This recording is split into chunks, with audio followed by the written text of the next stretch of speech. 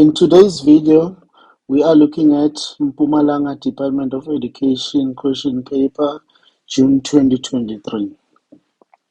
So you are given a whole lot of information about a hyperbola graph. Okay, let's see what you have. Function defined by f of x equal to a over x plus p plus q with the following properties. So we know that this is a hyperbola graph. The range of f is y element of real numbers and y cannot be equal to 2. And then the axis of symmetry with a positive gradient is y equal to x plus 1. And we're also given that the graph of f passes through 0 and -4. Write down the value of q. So since we are given the ranges, y element of real numbers, but y cannot be equal to 2. So we know that this 2 is the horizontal asymptote. Therefore, the value of q is equal to 2. Get the 1 mark. And then calculate the value of a and the value of p. So we do a quick sketch here. So it will look something like this. So there's your 2, and then we are told that the axis of symmetry is y equal to x plus 1. So x plus 1 is a function that will have x-intercept of -1. If you make y 0, x is -1, and then the y-intercept will be x0, that's positive 1. So that's positive 1. So it's going to be a function that looks like this. And we know that this is the point where the horizontal and the vertical asymptote meet. So therefore, your vertical asymptote will look something like this. So with the vertical asymptote, we already know this point. We already know at this point that y is 2. So we need to work out to x, which will help us to get the vertical asymptote, which is the p. So in that case, what do? You're going to substitute y to be 2.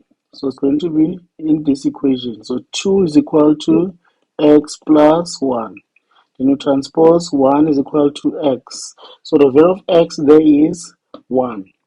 Meaning that this equation is x is equal to 1. So we have a 1 here.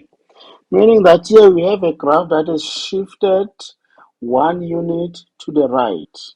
So it means that the value of p is going to be -1. It is shifted 1 unit to the right.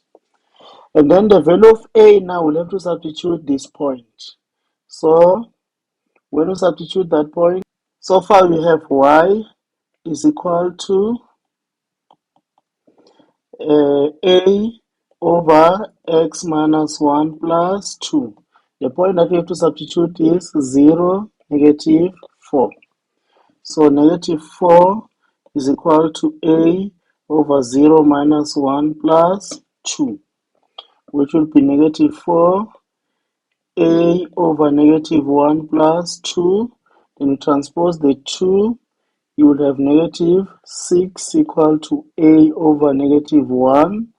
Then if you cross multiply, a is equal to +6. So we are done. A is +6, p is equal to -1. Okay. Then the last question, 6.3, sketch this function. And then they say the graph must include the intercept with the axis and the asymptotes. So the graph will look something like this. Okay, and then your horizontal asymptote will be what? Will be 2. So there's the horizontal asymptote. Then the vertical asymptote we said is going to be 1. So there's the vertical asymptote. The graph that is shifted 1 unit to the right and 2 units up. Okay. Then what is left now is to work out the x and y intercept. So far our equation is y is equal to a is 6 over x minus 1 plus 2. So if I'm looking for x-intercept, you just make y equal to 0. So if y is 0, we have 0, 6x minus 1 plus 2, transpose the 2 minus 2 over 1, 6x minus 1. Then cross multiply, minus 2x minus 1 is equal to 6, divided by the negative 2x